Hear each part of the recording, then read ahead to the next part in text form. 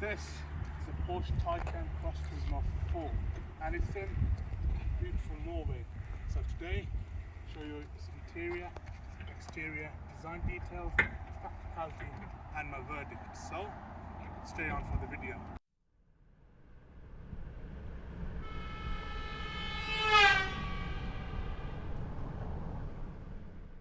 Here we are at the back of the car, and Porsche is written in 3D lettering, so really is a cool feature. You also get the it's quite limited rear view because of the sloping roofline. You can see it better from the side. This car does have an absolutely fantastic look, but it does compromise practicality. I'll show you later on when I'm inside. So you get this car's 20-inch wheels, sort of aero ones, as you can see, blanked off, but still quite beautiful design. And this suit this car well. This car's standard because it's the 4 with 18 inches, but it looks much better with the 20s. Also, again, the car's locked, so you'll see now this happens, and unlocked, just pop back open for you to open. And as I mentioned, this car is nice and rated, and you get frameless windows. Moving on, this is a charge port, so you have one on either side of the car, and you get this bulge.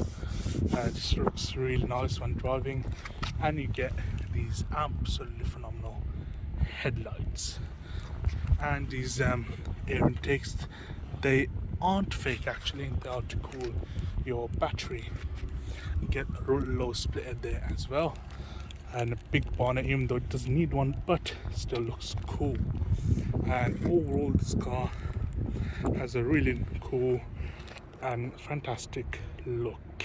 So now you must be wondering how you open the car's boot. There's no obvious opening point, but if you see there, that is a button.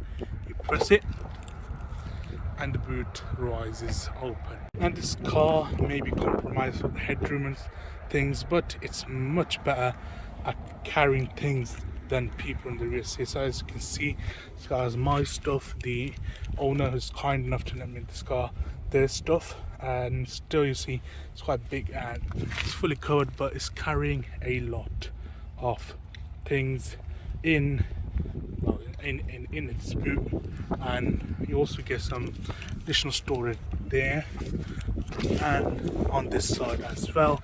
And underfloor storage is for cable, car's charging cable. Now as you can see, this is the Taycan 4 key, and what key is totally unique in other car because it's in the overall shape and profile of the Cross Turismo, not just any Taycan. It's incredible attention to detail, and you get proper Porsche logo with full details, and well, it's an absolute fantastic key. Quite impressed. I'm quite impressed with is the car's driving position. You sit low, but you still get great with the view out, and you get the bulge like that. Both sides make it feel like you're flying an airplane. It's absolutely breathtaking when actually driving. And the steering wheel is nice and thin, not a BMW stuff, sort of like it's that thick. Now this is like thin, and it's quite light but heavy at the same time. You get your drive mode selector here, which I'll show you when the car started, and the screen for the digital driver's display is curved, which you may not be able to see in camera, but it's something else when seen in person. This car also has the sports chrono pack, which you get this classic watch here. It's quite amazing. Again, in person you feel it more. You get the central screen here, again will be covered when the car started, and then you get your climate screen there. It would have been better if the climate control was with physical buttons, but these are touch sensitive buttons. You actually have to press them, and it responds really well.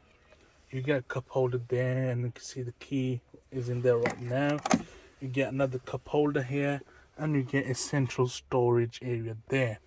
And then you also get a sort of glove box there, but it's not quite useful. And you get door bins both sides, which hold stuff very well. But overall, quality in here is something else. Not one place has cheap feeling stuff. I mean, that's to be expected for nearly £100,000 car, but still, it's absolutely amazing. When you start and stop the car's motors, it greets and says goodbye to you with an animation. Have a look, Taycan, and then there you go. And you turn it off. See, there you go, there's your car saying goodbye to you, and you see the full width light bar at the rear as well.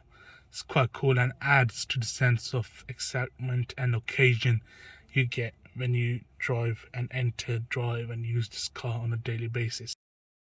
And the digital driver's display as shown, you can choose the drive mode with this button or view, which feels nicely weighted, and you can see you get range, which is a sort of eco mode, you get normal, you get sport, you get sport plus, and you get individual, in which you can configure the response to suspension to your individual needs. And overall, I do believe that this curved display works really well.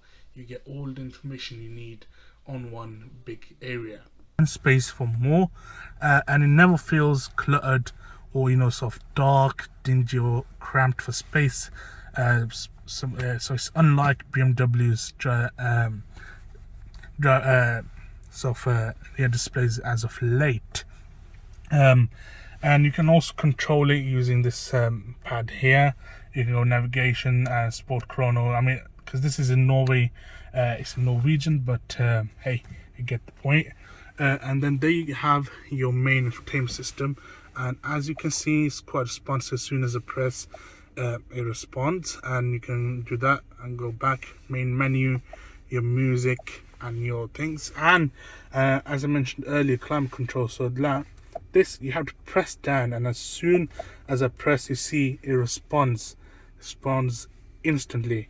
And this car can detect what sort of surface I'm on. Right now I'm on gravel, and it's saying that you're on gravel, so be careful.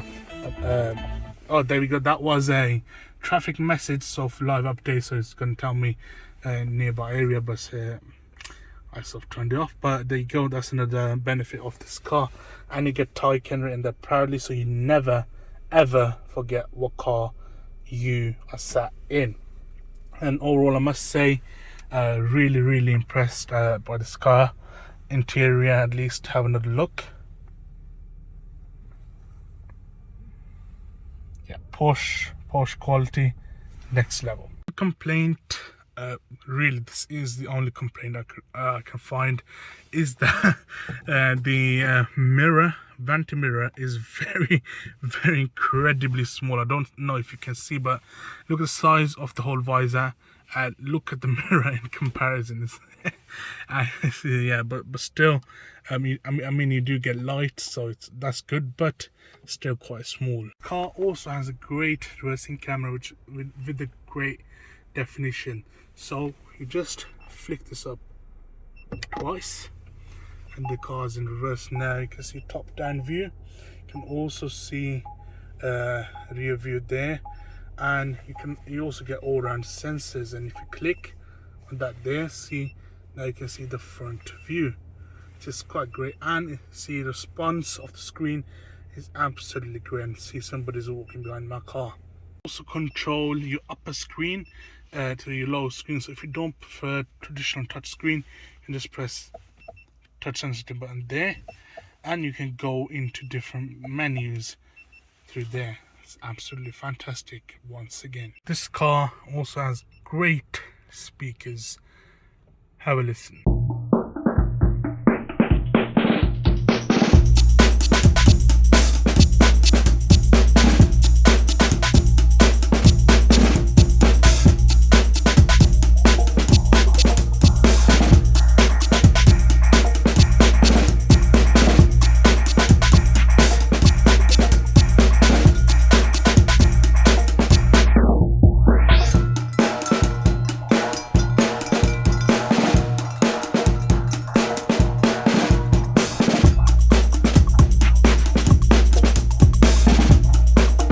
is my view from the back seat of the Porsche Taycan. Well, not really. I do have a panoramic sunroof and big side windows to lighten things up for me, but these seats, although look great, do block my view forward, so I either have to go like this, but then I eat into space for the other passenger, or like this, but then I hit my head, and so I can't see anything at all. However, despite the sunroof and me being 6'3", headroom is enough, but I still hit my head on the sides of lining that because of that sloping rear roof line. Another complaint that I have is that although this car does have a central armrest, there's no cover for the cup holder, so it's like, oh, that's quite painful and uncomfortable. However, this car does have enough room for a big child seat, and that's making the beeping noise. I don't know how to make it stop. And overall, I do have enough knee room, but this seat is not in my usual driving position, which means that I can't sit behind myself. So for the rear seat passengers, this car is a bit compromised, but hey, that's a sacrifice you make for the way this car looks. And another thing is that these door handles are an absolute treat to operate. The door feels nice and heavy, and they are weighted so they don't just sort of plop open. You also get frameless windows front and rear, which add to this car's looks. So that is the Porsche Taycan Cross Turismo 4, a car equally as good as it's compromised in terms of practicality, as it is an estate, so in terms of what it is, it should be more practical, but that being said, it's a Porsche after all, and in terms of being a Porsche, it really excels in quality, driving, looks, and the wow factor, technology. Everything is right up there with the best, so that is why it gets a 9 out of 10. Thank you for watching. I have some great ideas for you coming up in the coming weeks, so stay tuned. Don't forget to subscribe and hit the notification bell. Thank you for watching. See you soon.